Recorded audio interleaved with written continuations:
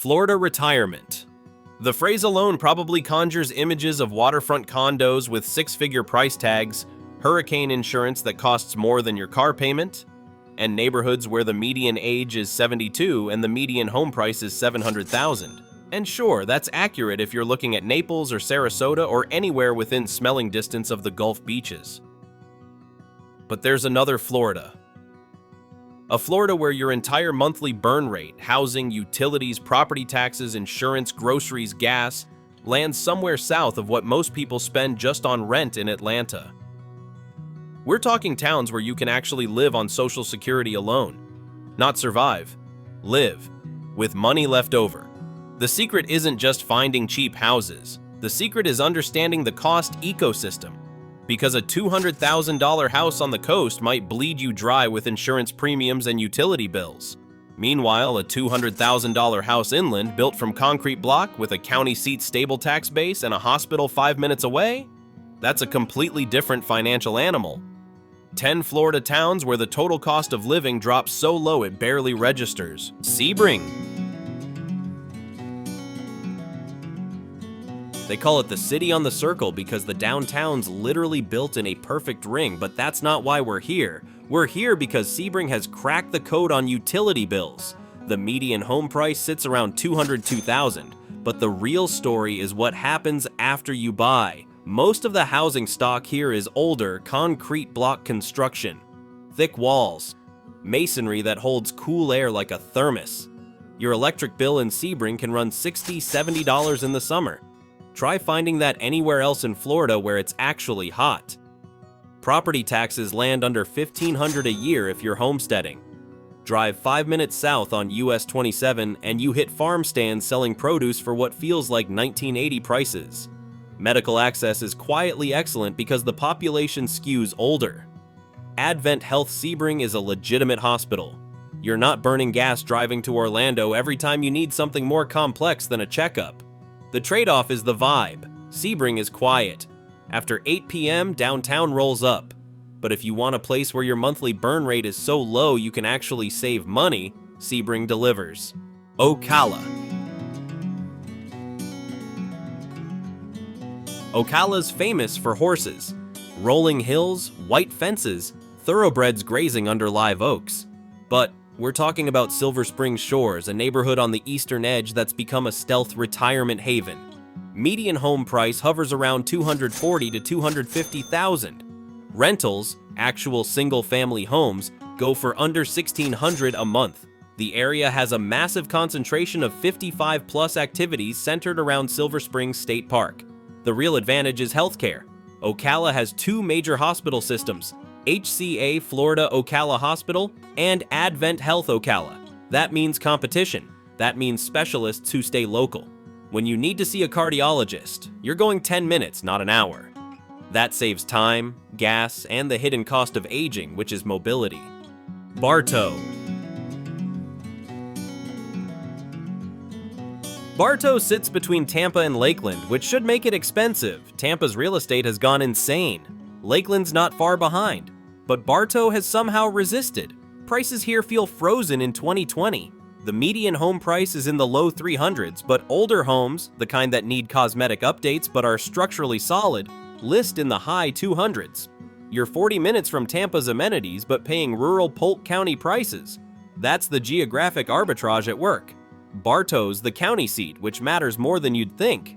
County seats are stable. Government jobs, courthouses, infrastructure that gets maintained. Property values don't spike wildly, but they don't crash either. It's boring in the best way. The hidden savings here is the municipal electric company. BARTOW has its own utility provider, separate from the massive statewide corporations. Rates are more stable. You're not getting hit with surprise surcharges because some executive decided to invest in a doomed project. It's not a huge difference month to month, but over a year it adds up. Downtown BARTOW is historic and walkable. Antebellum-style homes, oak trees, brick streets. They do a Friday Fest thing where local vendors set up and it's free and honestly kind of pleasant. You're not going to mistake this for downtown Charleston, but it's charming enough. The vibe is old Florida in the truest sense. Southern hospitality, slower pace, people who've lived here their entire lives. It's a working town. County government, agriculture, light industry. It doesn't have the resort feel of coastal retirement areas, which is either a pro or a con depending on what you're after. If you want low costs and stability and you don't care about being near the beach, Bartow's a contender. Inverness. Inverness is the county seat of Citrus County, which already tells you something. Citrus County property taxes are historically lower than the surrounding counties, not dramatically, but enough that it compounds over time. The median home price is around $220,000. The town sits on the Apopka Lake chain, so you get water access without paying Gulf Coast premiums. Boat ramps are cheap or free. You can fish, kayak, or just sit on a dock without dropping $50 on parking. But the real story here is the Withlacoochee State Trail, 46 miles of paved trail running through town. People use this, not as a weekend novelty, but as actual transportation. Retirees on e-bikes doing their grocery runs, hitting the pharmacy, going to lunch. If you structure your life around that trail, you can drastically cut your gas and car insurance costs. It's not theoretical, it's happening. Downtown Inverness is centered around the Courthouse Square, which is clean, active, and walkable. Small town patriotic, flags everywhere. Veterans memorials, it's that kind of place. If that appeals to you, great. If it doesn't, you'll find it cloying. The infrastructure here supports an active lifestyle without requiring you to spend money on gym memberships or expensive equipment. The trail system connects to parks, shopping areas, medical facilities. You can legitimately build your entire daily routine around non-motorized transportation if you want to. Some people here have sold their second car entirely because they don't need it. That's thousands saved annually on insurance, maintenance, registration. The lake chain provides endless free entertainment. Fishing is productive year-round. Bass, bream, catfish, the water's healthy and well-stocked.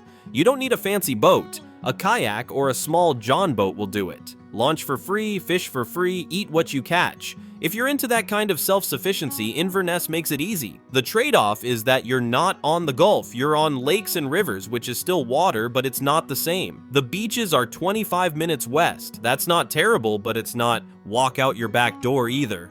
If you need to smell salt air every morning, Inverness won't work. If you're fine with fresh water and want to save thousands a year, it will.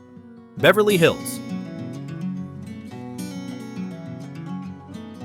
This is a master-planned community from the 60s built specifically for retirees on a budget. It's not gated. There's no mandatory HOA for most single-family homes. That alone saves you $2,000–3,000 a year compared to the newer developments around Tampa. Median home price is around $234,000. The housing stock is older, mostly 70s and 80s ranches, so you might need to update countertops or repaint or replace carpets, but the bones are solid and the prices reflect the cosmetic age. The infrastructure here was designed with elevation in mind. The roads wind uphill, which is unusual for Florida. Higher elevation means lower flood insurance risk. You're not in a FEMA flood zone, so you're not paying coastal premiums. That's real money saved every single year. Because the population is overwhelmingly senior, local businesses price accordingly. Diners, barbers, mechanics, they're all competing for customers on fixed incomes. The market adjusts. You're not getting gouged for basic services. A haircut costs $12 and oil change is $30. Breakfast at the local diner runs $6 with coffee. These aren't tourist prices. These are, we know our customers are on Social Security prices. The community has its own rhythm. Mornings, you'll see people walking the hilly streets for exercise. The elevation changes are enough to get your heart rate up without being punishing. There are informal social groups that meet at the community centers or local restaurants. Poker nights, bridge clubs, book groups. It's not organized by some corporate HOA. It's just people who live here and want to stay social. The shopping situation is functional. You've got a Walmart about 10 minutes away. Publix is close. Medical facilities are accessible in nearby Crystal River or Lecanto. You're not isolated, but you're also not in the middle of suburban sprawl. It's a deliberate middle ground. The vibe is retro. It feels like a time capsule. Very quiet, very hilly for Florida, very residential. If you like that sort of throwback aesthetic, it's charming. If you want modern amenities or a younger crowd, you'll feel out of place.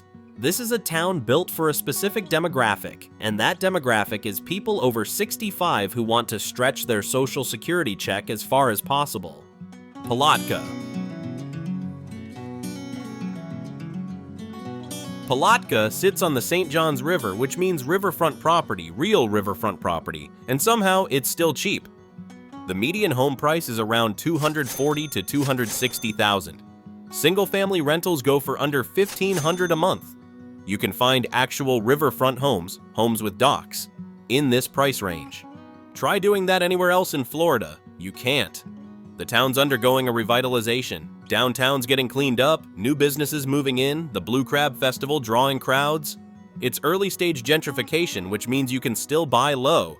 Give it 5 years and prices will be higher. The local economy here has always been tied to the river. Fishing isn't a hobby, it's a legitimate way people offset grocery costs. Blue crab, shrimp, bass, you can pull dinner out of the water. Locals do it constantly. If you're into that lifestyle, Palatka makes it easy and cheap.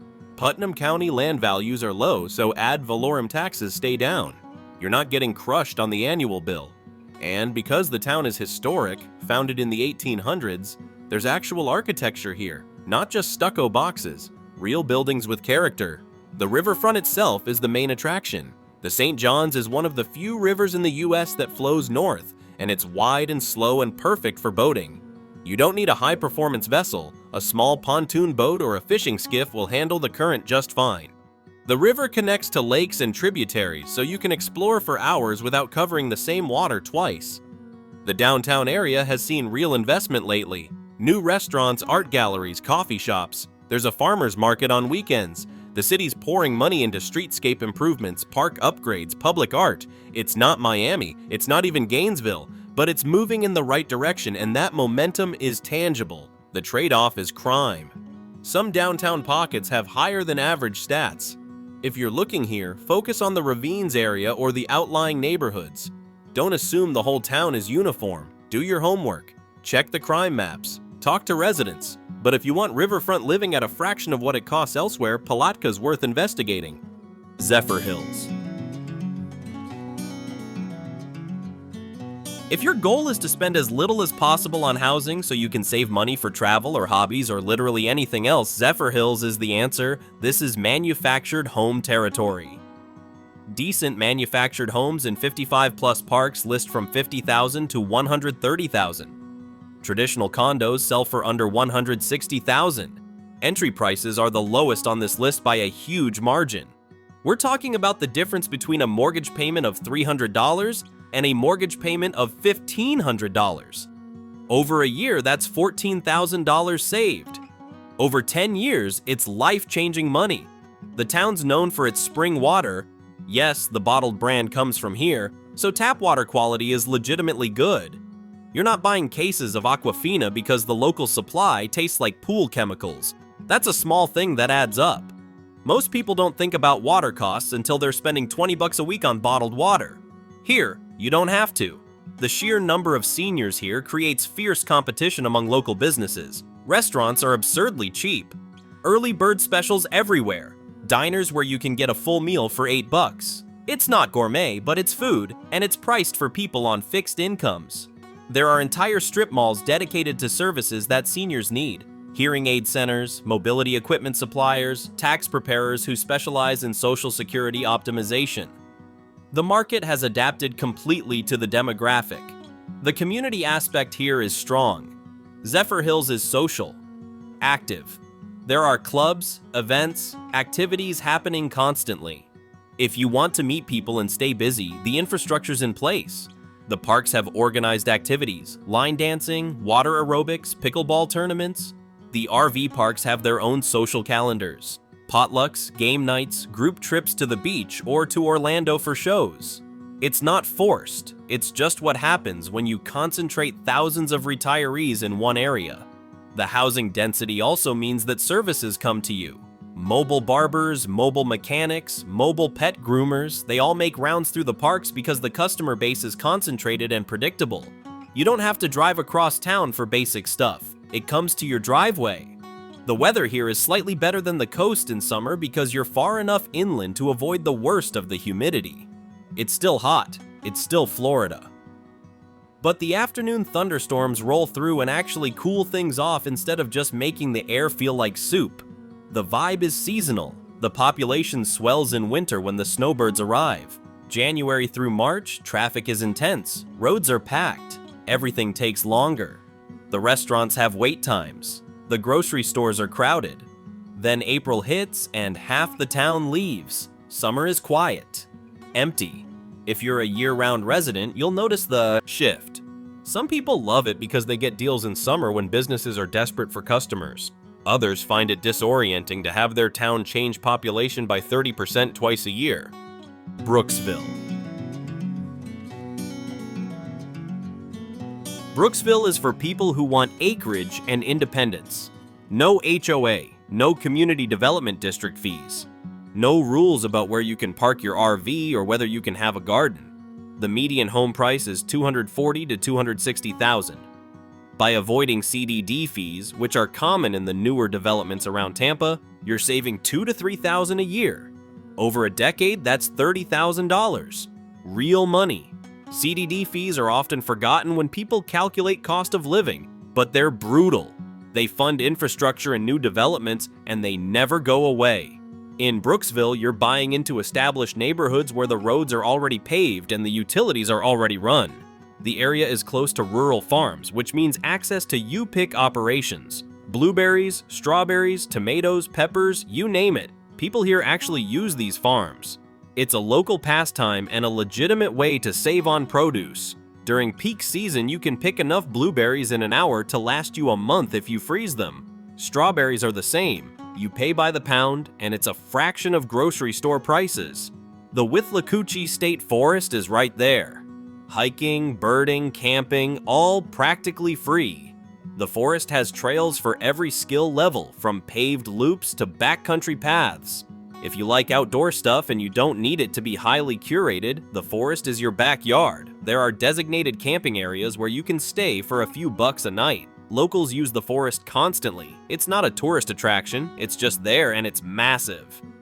Brooksville's historic downtown has brick streets, rolling hills, and a southern small-town feel. It's independent-spirited. People here don't want to be told what to do with their property, and the local culture reflects that. You'll see trucks with boats, RVs parked in driveways, vegetable gardens, and front yards. Nobody cares. There's no HOA enforcing aesthetic standards. The shopping is basic but functional. Walmart, a couple of grocery stores, hardware stores. For anything specialized, you're driving to Spring Hill or Tampa, but that's only 30 minutes. Medical care is available locally. Oak Hill Hospital is in Brooksville, but for specialists, you might head to Tampa. That's the trade-off for living somewhere more rural. The property sizes here vary wildly. You can buy a quarter-acre lot with a modest ranch, or you can buy 5 acres with an older home and outbuildings.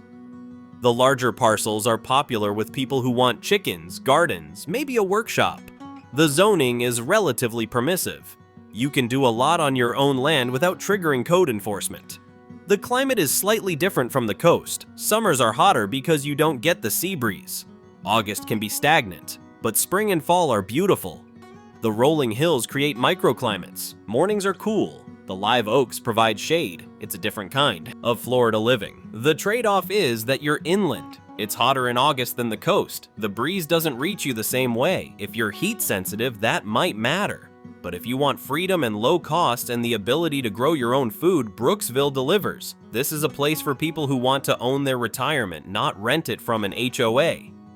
DEFUNIAK Springs. DEFUNIAK Springs is way up in the Panhandle off Interstate 10. It's built around a perfectly round spring-fed lake, which is rare and genuinely beautiful. The downtown is full of Victorian homes from the late 1800s. It's historic preservation done right. The median home price is in the low 200s. Some listings claim values around $163,000, but realistic turnkey homes are closer to $220,000. Still cheap by Florida standards.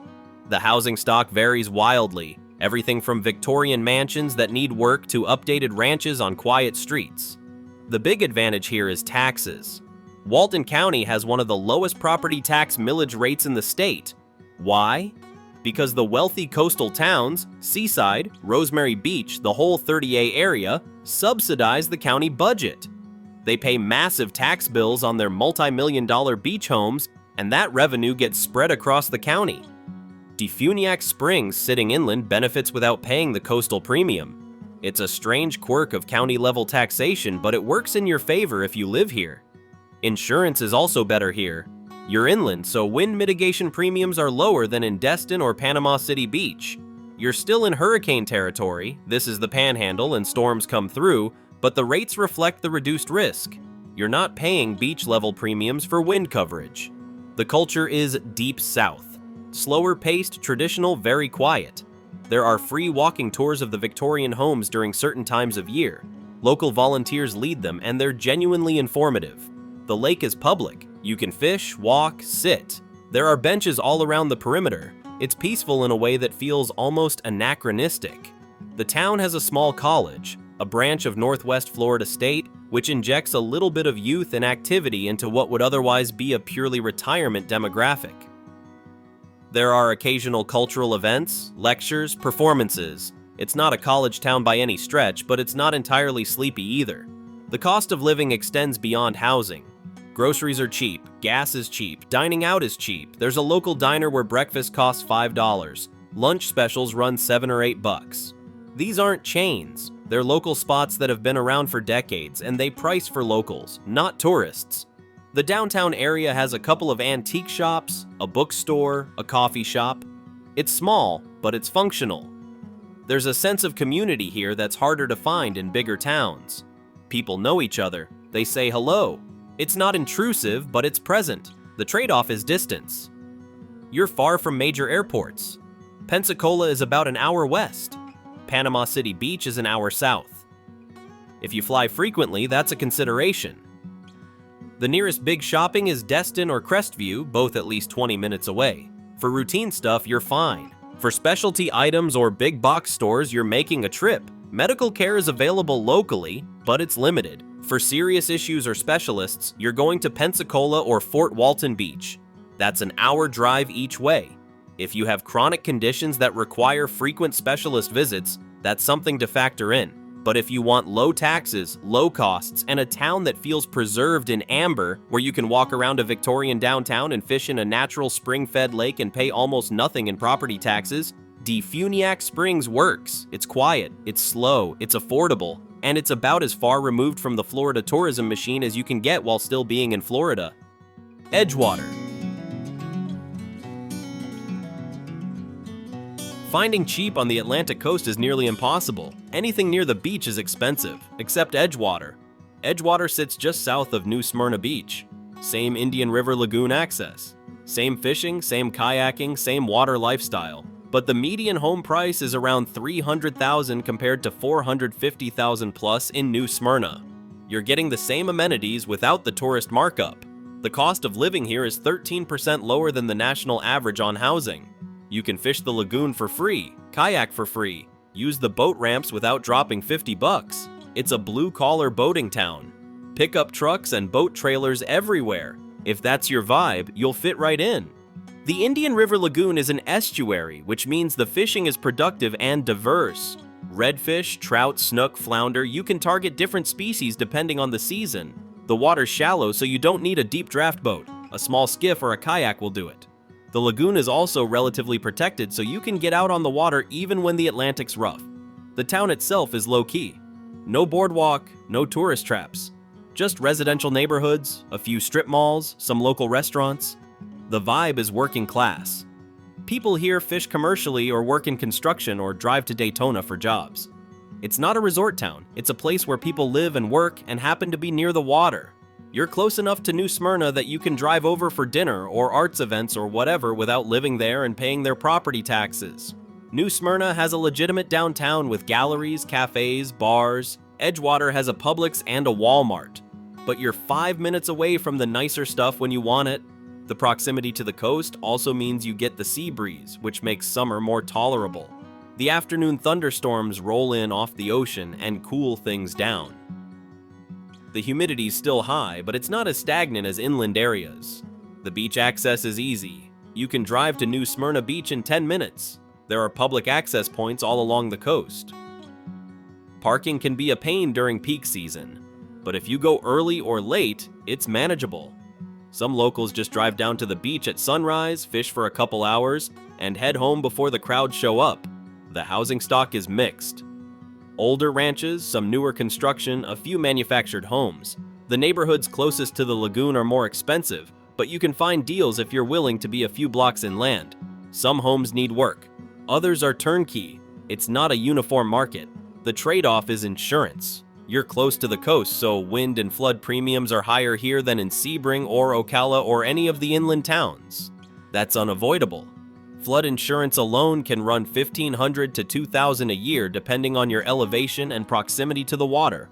Wind coverage adds another chunk. When you're calculating cost of living, you have to factor that in. But even with higher insurance, Edgewater is still cheaper than most of the Atlantic coast. You're not paying Flagler Beach prices, you're not paying Melbourne prices, you're getting water access and coastal living at a discount. If you absolutely need to be near the Atlantic and you don't want to spend $500,000, Edgewater is the exception that proves the rule. The community here is tight-knit in a way that's uncommon for coastal areas. People stay. They don't turn over every few years like they do in tourist towns. There are families who've been here for generations. That stability creates a different kind of culture. It's not flashy, it's not trendy, but it's real. So there's the pattern, and it's not subtle once you see it. The cheapest towns are inland. They're often county seats, which means stable infrastructure and predictable property values. They have high medical density relative to their size, so you're not burning gas and time driving to specialists an hour away every time something comes up. And they're either purpose-built for retirees or have evolved over decades to serve a senior population, which means the local market prices everything accordingly. The inland advantage isn't just about home prices, it's about insurance. Coastal towns require flood and wind coverage that can run $3,000, $4,000, $5,000 a year. Inland towns don't. That's real money. That's the difference between a comfortable retirement and one where you're constantly worried about the next bill. County seats matter because they're anchored by government employment. Courthouses, county offices, public services, those jobs don't disappear when the economy shifts. They're stable, and that stability extends to property values. You're not going to see wild appreciation, but you're also not going to see crashes. For retirees on fixed incomes, boring stability is good. Medical density is the hidden variable that nobody talks about. A cheap town 2 hours from the nearest cardiologist isn't actually cheap once you factor in the cost of travel. Time is money, especially when you're older. The towns on this list have hospitals, clinics, and specialists because they've been retirement destinations for decades. The infrastructure evolved to meet the demand. The 55-plus market concentration creates price competition. When half the town is on Social Security, businesses adapt or die. Restaurants offer early bird specials not as a gimmick, but as their core business model. Service providers price for fixed incomes. The entire local economy bends around the demographic reality. Florida retirement doesn't have to cost 6 figures a year. It doesn't even have to cost $40,000. If you pick the right town and understand the total cost ecosystem, housing, insurance, utilities, taxes, healthcare access, you can live comfortably on Social Security alone. That's not theory. That's what people are doing in these 10 towns right now. The choice comes down to what you're willing to trade. If you need to be on the beach, your options narrow and your costs rise. If you can live near water instead of on it, your options expand dramatically. If you're okay with manufactured housing, you can cut your entry costs by 2/3. If you want acreage and independence, you pay slightly more but save on HOA fees and gain freedom. These towns aren't perfect. They're quiet. They're slower paced. They don't have nightlife or cutting-edge restaurants or the kind of cultural amenities you'd find in a city.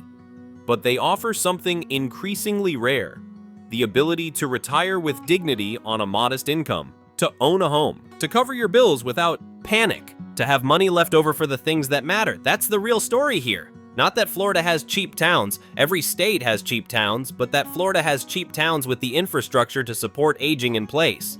Medical care, social activities, mild winters, water access. The combination is specific and valuable. The math works. The lifestyle works. And for people who've spent their working years worrying about money, these towns offer something genuinely liberating: the ability to stop worrying.